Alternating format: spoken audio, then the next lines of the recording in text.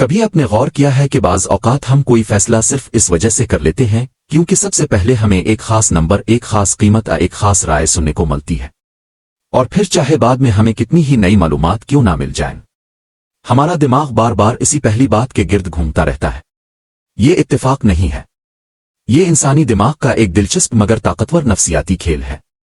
سوال یہ ہے، آخر ایسا کیوں ہوتا ہے کہ پہلی سنی ہوئی بات ہمارے فیصلوں کو اتنا زیادہ متاثر کرتی ہے؟ فرض کریں آپ کسی دکان میں جاتے ہیں، دکاندار کسی چیز کی قیمت پہلے 10,000 روپے بتاتا ہے، آپ حیران ہوتے ہیں، پھر وہ کہتا ہے چلیے آپ کے لیے 6,000 میں دے دیتا ہوں۔ اچانک آپ کو لگتا ہے کہ یہ تو بہت اچھی ڈیل ہے، لیکن اگر وہی چیز شروع میں ہی 6,000 کی بتائی جاتی تو شاید آپ کو وہ مہنگی لگتی۔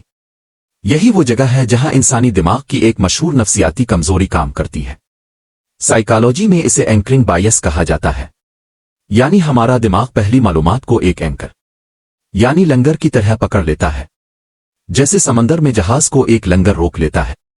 بالکل اسی طرح پہلی معلومات ہمارے فیصلوں کو روک لیتی ہے، بعد میں آنے والی تمام معلومات اسی اینکر کے ارد گرد گھومنے لگتی ہے۔ یہ عمل اتنا خاموش اور تیز ہوتا ہے کہ ہمیں احساس بھی نہیں ہوتا کہ ہم متاثر ہو چکے ہیں۔ سائنسدانوں نے اس پر دلچسپ تجربات کیے۔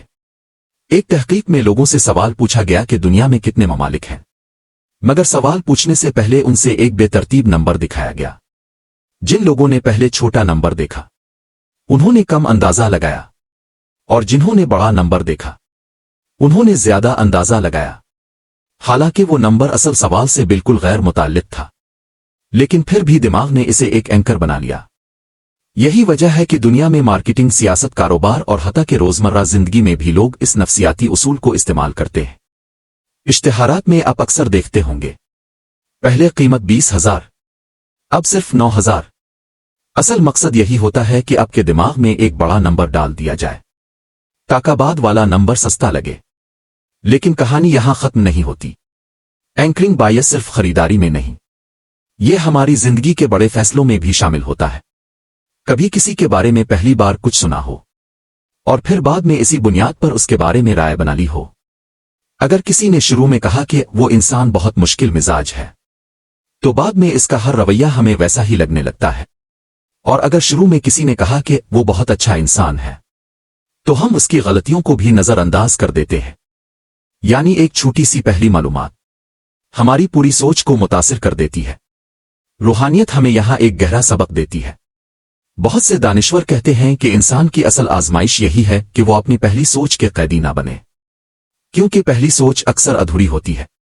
انسان جب کسی چیز کو پہلی بار دیکھتا ہے تو اس کے پاس مکمل معلومات نہیں ہوتی، لیکن دماغ کو جلدی فیصلہ کرنا پسند ہے، وہ انتظار نہیں کرنا چاہتا۔ اسی جلد بازی کی وجہ سے ہم بعض اوقات غلط فیصلے کر بیٹھتے ہیں۔ سوچیں، کتنے تعلقات صرف اس لیے خراب ہو جاتے ہیں کیونکہ ہم نے کسی کے بارے میں پہلی رائے کو ہمیشہ کے لیے سچ سمجھ لیا۔ کتنے مواقع ہم کھو دیتے ہیں کیونکہ شروع میں کسی نے کہا تھا کہ یہ کام مشکل ہے، اور کتنے خواب صرف اس لیے ادھورے رہ جاتے ہیں کیونکہ ہم نے پہلی ناکامی کو آخری حقیقت مان لیا۔ لیکن حقیقت یہ ہے کہ انسان کا دماغ اگرچہ طاقتور ہے، مگر یہ مکمل نہیں ہے۔ یہ ہمیں تیزی سے فیصلے کرنے میں مدد دیتا ہے، مگر کبھی کبھی یہی تیزی ہمیں دھوکہ بھی دے دیتی ہے۔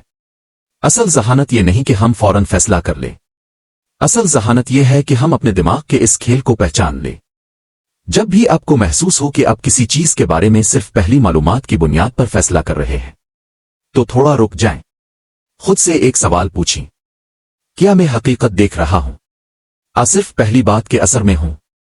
یہ سوال انسان کو زیادہ باشعور بنا دیتا ہے، کیونکہ جب ہم اپنی سوچ کو چیلنج کرنا سیکھ لیتے ہیں تو ہم دھیرے دھیرے اپنے دماغ کے قیدی نہیں رہتے، ہم آزاد سوچنے لگتے ہیں۔ اور شاید یہی وہ لمحہ ہوتا ہے جب انسان واقعی سمجھدار بننا شروع کرتا ہے۔